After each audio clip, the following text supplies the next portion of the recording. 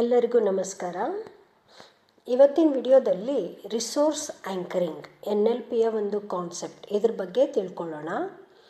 ಇದರಲ್ಲಿ ನಿಮ್ಮೊಳಗಿನ ಶಕ್ತಿಯನ್ನು ಎಚ್ಚರಿಸ್ಕೊಳ್ಳೋದು ಹೇಗೆ ಇದ್ರ ಬಗ್ಗೆ ಇದೆ. ಸಂಪನ್ಮೂಲ ರಿಸೋರ್ಸಸ್, ಸಂಪನ್ಮೂಲ ಅಥವಾ ರಿಸೋರ್ಸಸ್ ಅಂದರೆ ಏನು? ಅದು ಒಂದು ಜ್ಞಾನ, ಒಂದು ತಿಳುವಳಿಕೆ. ಯಾವುದ್ರ ಬಗ್ಗೆ ಅಂದರೆ ಈ ಜಗತ್ತು, ನಂಬಿಕೆ, ನಡವಳಿಕೆ, ಒಂದು ಕಲೆ, ಗುಣ, ಯಾವುದೇ ವಸ್ತು ನಮ್ಮ ಗುರಿ ಸಾಧನೆಗೆ ಸಹಾಯ ಮಾಡುವಂತಾಗಿದ್ದರೆ ಅದು ನಮ್ಮ ಸಂಪನ್ಮೂಲ. ಸಂಪನ್ಮೂಲ ಅಂದರೆ ನಮ್ಮ ಬೆಳವಣಿಗೆಯ ಶಕ್ತಿ, ಅದು ನಮ್ಮ ಶಕ್ತಿ. ಬಹಳಷ್ಟು ಜನ ಜೀವನದಲ್ಲಿ ತಮ್ಮ ಮಾನಸಿಕ ಮತ್ತು ದೈಹಿಕ ಕಷ್ಟಕ್ಕೆ ಗುರಿಯಾಗ್ತಾರೆ. ಆಮೇಲೆ ಅಲ್ಲಿ ಇಲ್ಲಿ ಚಿಕಿತ್ಸೆ ಅಂತ ಅಲೆದಾಡ್ತಾರೆ. ಯಾಕಂದರೆ ಅವರು ತಮ್ಮ ಸುಪ್ತ ಮನಸ್ಸಿನ ಜೊತೆಗೆ ಬಾಂಧವ್ಯವನ್ನು ಹೊಂದಿರುವುದಿಲ್ಲ ಮತ್ತು ತಮ್ಮ ಒಳಗೆ ಅವಿತು ಕುಳಿತಿರುವಂತಹ ಆಂತರಿಕ ಶಕ್ತಿಯ ಅರಿವು ಇರುವುದಿಲ್ಲ. NLP ಕೌನ್ಸ್ಲಿಂಗ್ ಬಂದವರಿಗೆ NLP ಹೇಳೋದೇನು? ನನಗೆ ನಿಮ್ಮ ಕಥೆಯನ್ನು ಹೇಳಬೇಡಿ, ನಿಮ್ಮ ಸಮಸ್ಯೆಗಳನ್ನು ಮಾತ್ರ ಹೇಳಿ.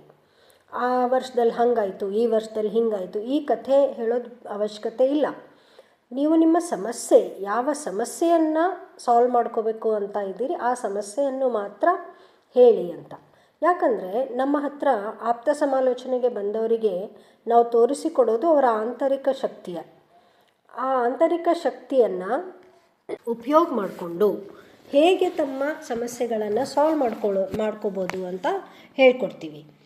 ನಾವು ಮಾತಾಡೋದು ನಮ್ಮ ಈಗಿನ ವ್ಯಕ್ತಿಯ ಅನ್ಕಾನ್ಷಿಯಸ್ ಮೈಂಡ್, ಅದರ ಜೊತೆಗೆ ಸುಪ್ತ ಮನಸ್ಸು ಅಂದರೆ ಅದು ನಮ್ಮ ಅಜ್ಞಾತ ಸಂಪತ್ತು.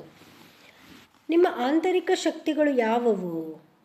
ಹಿಂದೆ ನೀವು ಮಾಡಿದಂಥ ಸಾಧನೆಗಳು, ಅವೇ ನಿಮ್ಮ ಸ್ಟ್ರೆಂತ್ಸ್, ನಿಮ್ಮ ಶಕ್ತಿಗಳು.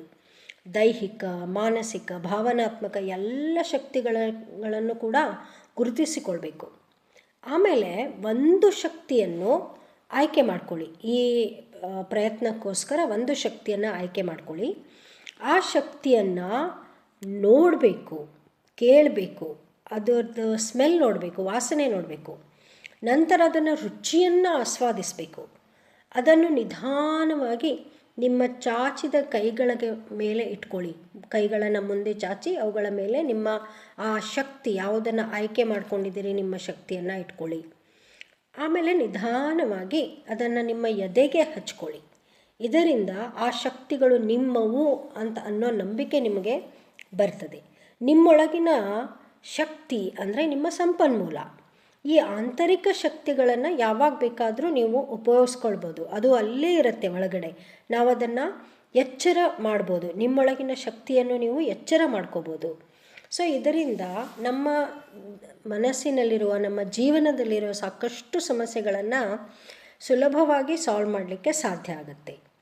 ಸೊ ಇದು ನಂದಾ ಹಂಪಿಹೊಳಿ. ನಿಮ್ಮ ಯಶಸ್ಸಿನ ಪಯಣ ನನ್ನ ಜೊತೆಗೆ.